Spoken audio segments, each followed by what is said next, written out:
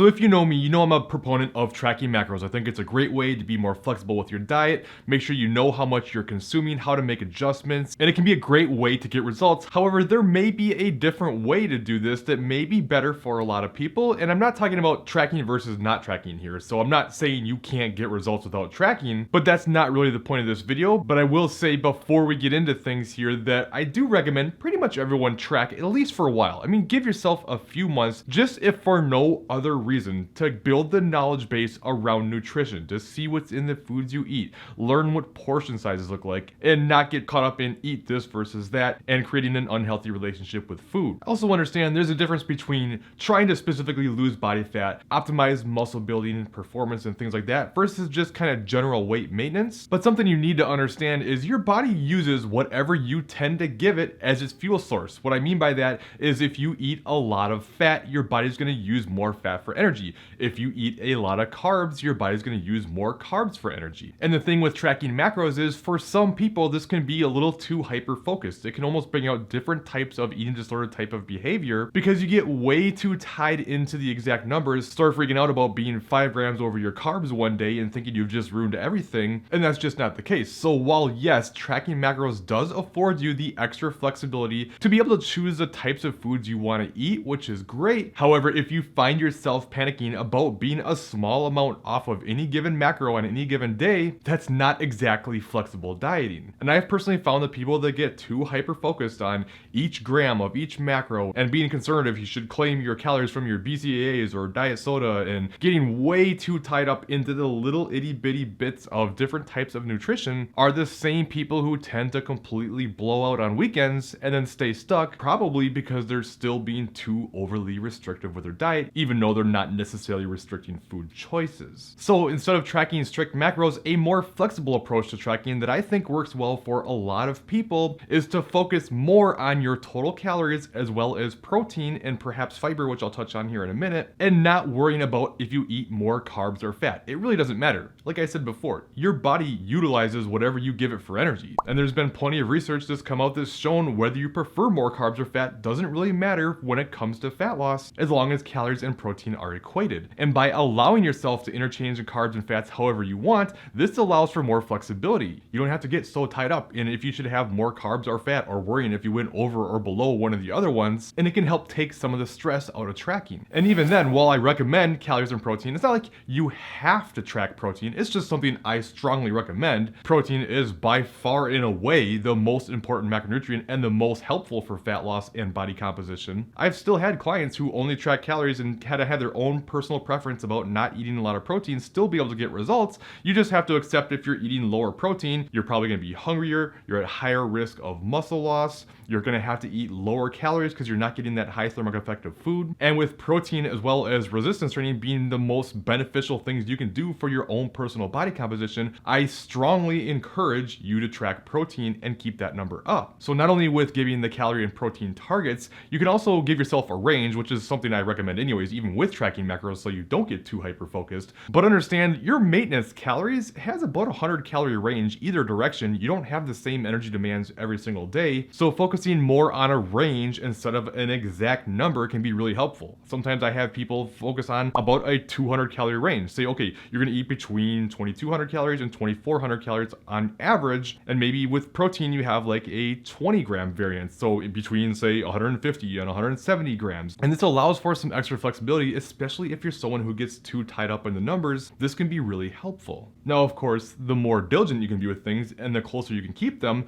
the better off you're gonna be in terms of knowing where things are at and what types of adjustments to make. But if having those more specific numbers is gonna cause too much anxiety and stress and keep you from hitting your numbers, have a tendency to blow out and overeat, then you're better off giving more of a range and actually staying within that. We always have to remember what's optimal doesn't really matter if you can't actually follow the plan. Now, as far as how much protein to eat, I do recommend about 1 gram per pound of body weight. However, if you have a lot of weight to lose, you can always go with something more like a goal weight if it just feels like it's unrealistic. And even even then, between about 0.8 to 1.2 grams per pound allows for some more of that flexibility. Now, I touched on fiber earlier. I do recommend a fiber target for most people as well, if possible. Again, not if it's gonna set you off and feel like it's overwhelming and too much, but if you don't mind and you can do it, I do recommend it because fiber, much like protein, is very filling, so it helps you feel full. It has a high thermic effect of food, meaning it burns a lot of calories when you eat it. A lot of foods that are higher in fiber are also higher in your micronutrients, your vitamins and minerals, and this can be a way to make sure that your food quality is staying up, because while your total numbers is what matters the most, you do want to eat a mostly nutrient-dense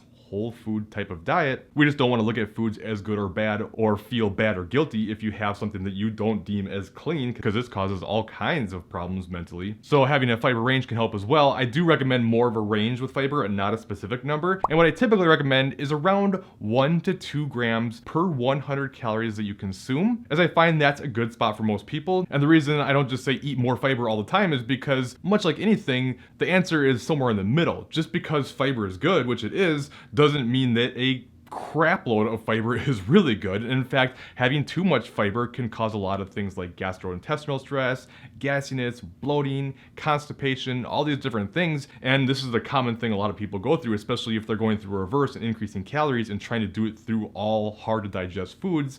They feel miserable because they're just eating so much fiber. Everyone's different though. I've seen people be able to consume 80, 90 grams of fiber a day and feel fine. For a lot of people, most people, myself definitely included, I would be miserable on that much.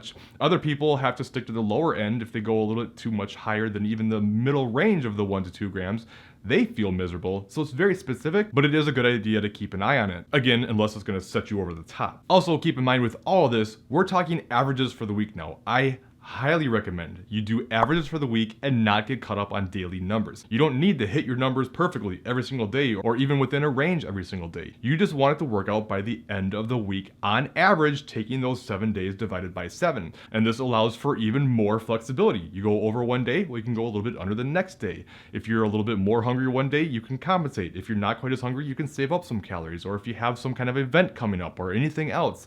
It just allows to be so much more flexible with your diet. It can really help mentally, not getting caught up and feeling like you need to be perfect, especially every single day, because focusing on perfection is the very thing that leads so many people off path, because they fall into this all or nothing mentality. And I've yet to find an all or nothing mentality that didn't have their plan eventually end in nothing. Keep in mind, however, with all of this, there is some things you need to consider here, and that is, the lower your calories get, the more value there is, in my personal opinion, to tracking a little bit closer with your macros. Because if you're on very low calories, now you want to make sure you have enough fat for things like hormones and digestion and nutrient uptake. You want to make sure you have enough carbs for performance and energy. And if you go way too far to one side or the other, you may have more negative side effects from it. I'm not saying that you have to track macros when calories get lower. I'm just saying there's a bit more value. The higher your calories get, say you're going through a reverse diet and your calories are getting nice and high, well, now you know you have a sufficient amount at basically all times. It becomes much less important.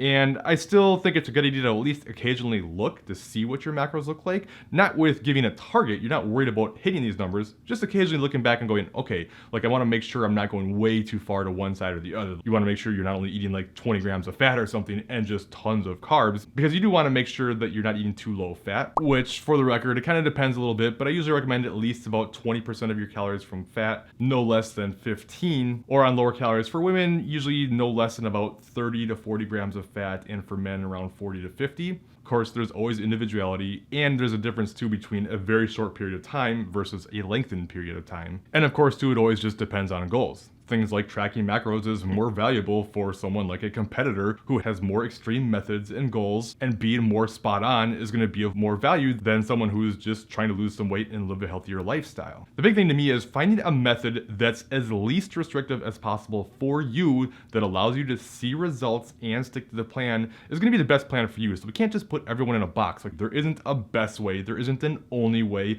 This method I'm telling you isn't the way, it's just a way to do things, but there's tons of ways to do this. However, we want to make sure we have a healthy relationship with food. That's one of the big values of a more flexible dieting approach. If you struggle with this and feel like your relationship with food is poor, then I want you to check out this top video next, and I'm going to cover things that you need to consider that may help you create a healthy relationship with food. Otherwise, I think you'll like this bottom video instead, and I'll see you in one of those other videos.